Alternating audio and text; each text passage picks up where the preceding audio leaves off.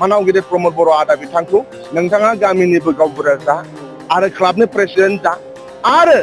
गयबारिनि टिएलसिनि चेयारमेनबो जायोब्लाथ' बेथ' मोनासै नाथाय अबा बिसनिसिनि चेयारमेन टिएलसिनि चेयारमेन बे लाबावनायाव दंबावोमोन इउपिपिएलनि बिथाङा प्रेसिडेन्ट जानानै दं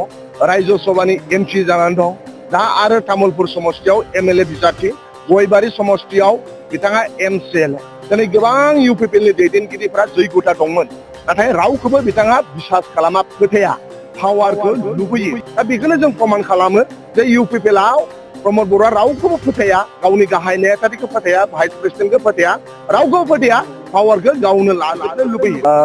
इउपिपिएलआव दा मोनसेल' एजेन्डा दं रायजोखौ थगायनाय 125 एमेन्डमेन्टखौ लानानै बिथांमोना खोथा बुंबाय थायो नाथाय आं रायजो राजानि सिगाङाव क्लियारलि बुंनो लुबैयो 125 एमेन्डमेन्टआ नर्थ इस्टआव 10टा 6 सिडिउल दङ जेरै त्रिपुरायाव मोनसे मिज'रामाव मोनथाम मेघालयआव मोनथाम आसामाव मोनथाम बे 10टा 6 सिडिउलखौ लानानै 125 एमेन्डमेन्ट बिल बेयो पार्लियामेन्टआव 2019आवनो फैदों जे समाव हाग्रामा महिलारि सारा बिटिसिनि चिफमोन आरो बाव 125 एमेन्डमेन्टआव डाइरेक्ट फाइनेन्सआ जायोब्ला बाव मोजां बाखि 9टा 6 सिडिउलनि थाखाय बिटिसिखौ मडेल खालामनानैसो बे 125 एमेन्डमेन्ट दिनै प्रमोद बर' बिथाङा जिहेतु बिथांमोनहा रायजो राजाखौ 5 बोसोराव सिबियासै रायजो राजाया इउपिपिएलखौ रिजेक्ट खालामबाय नाथाय गावनि पार्टिखौ हमथानांगौनि सार्थआव सासेनिफ्राय सासे गुगाबोगासिनो दङ बिनि थाखायनो बिथांमोना 125 एमेन्डमेन्टखौ लानानै इसु खालामगासिनो दङ आङो गिबियाव रायजो राजा बिथांमोनखौ साबायखर बावो बे 5 बोसोरजोंनो बिपिएफनो पावाराव होनायनि थाखाय आरो बे 5 बोसोरखौ रायजो राजाखौ अननाय रायजो राजाखौ सिबिनायाव जों समायखौ मोजाङै आगार हरगोन गुबुनजों जानला मोनला नांलायनानै समायखौ जों नागार हरा मानोना रायजो राजाया जोंनो समाजनि मोजां खामानि मावनो थाखाय बिपिएफनो भट होदों आरो समाजनि मोजां खामानि मावनानै जों समायखौ नागार हरगोन बिथांमोना बुंबाय थाबोदोंमोन आरो नोंथांमोननि सरकारनि दावराव दावसि जादों गावसोरखौ जायाखै होनना बुंबाय थायो थारैनो बेबायदि मार नामा आं होनदों गोदोनो जेला प्रमोद बर'आ सरकार सालायबाय थादोंमोन इंलिसाव मोनसे बाथ्रा दं where there is peace there is happiness and during Pramod Boro' government no one was happiness बै समाव रावबो हेपिनेस नङामोन दिनै हाग्रामा महिलारि सार फैनाय लोगो लोगो everybody one is happy माने happy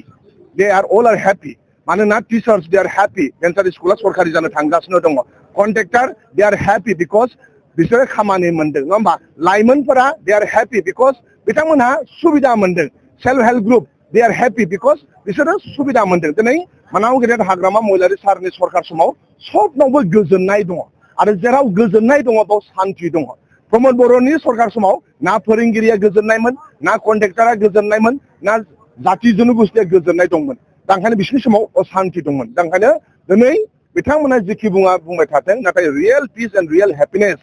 दा मानाव गेदेर हाग्रामा महिलारि सारनि सरकारनि समावसो सोलिगासिनो दङ मोनदों जे बिटिसिनि बारग'सि प्रमोद बर' बिथाङा आगुनि समावहाय गावबुराबो जाया एमएलए एमपि जाया नाथाय दा बेखौ नुबाय एमसिएलए बा रायजो सभानि एमपि जानायनि उनाव फिन एमएलए जानो थाखाय माने टिकेट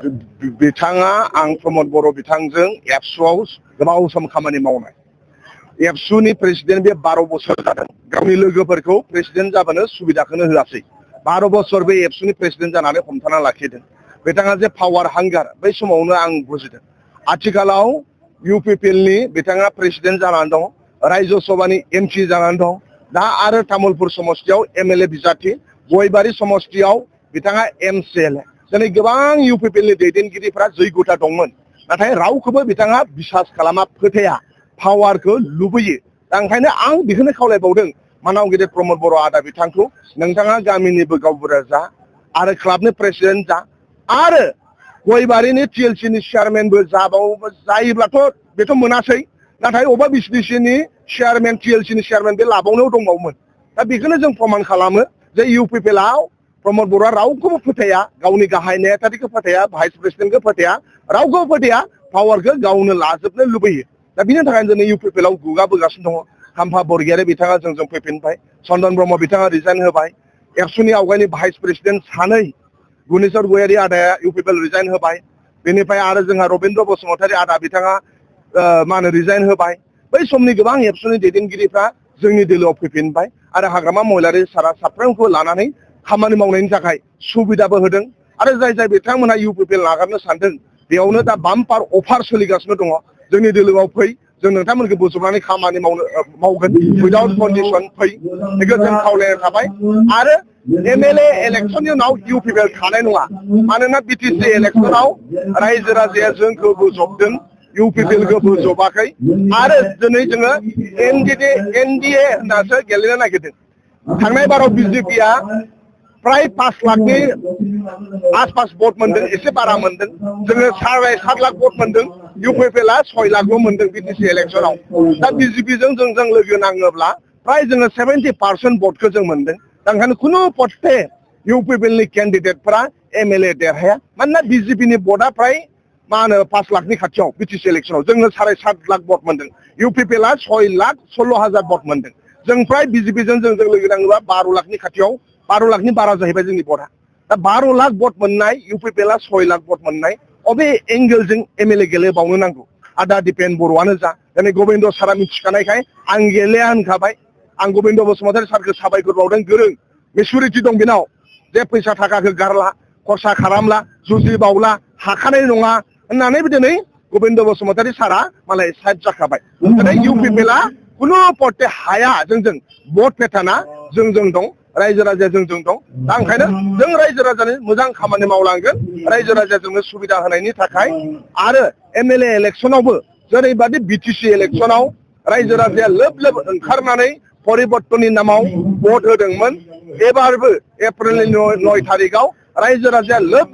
बे ओनसोलाव जौगानाय भेन्सार स्कुलखौ सरकारि खालामनाय लाइमोनफोरखौ नायनाय साख्रि बाख्रि मोनहोनाय हा पाट्टा सेल्फ हेल्प ग्रुपफोरा फैसा मोननांगौनि सार्थआव दुखियाफोरा IBS मोननांगौनि सार्थआव सिनियर सिटिजेन लेंग्राफोरा जास्टिस मोननांगौनि सार्थआव आरो जोंहा बिभिन्न लामा दालां स्कुल कलेज जानांगौनि सार्थआव BPFनि केन्डिडेटफोरनो भट होनानै BTCआव NDA हिसाबै 15टा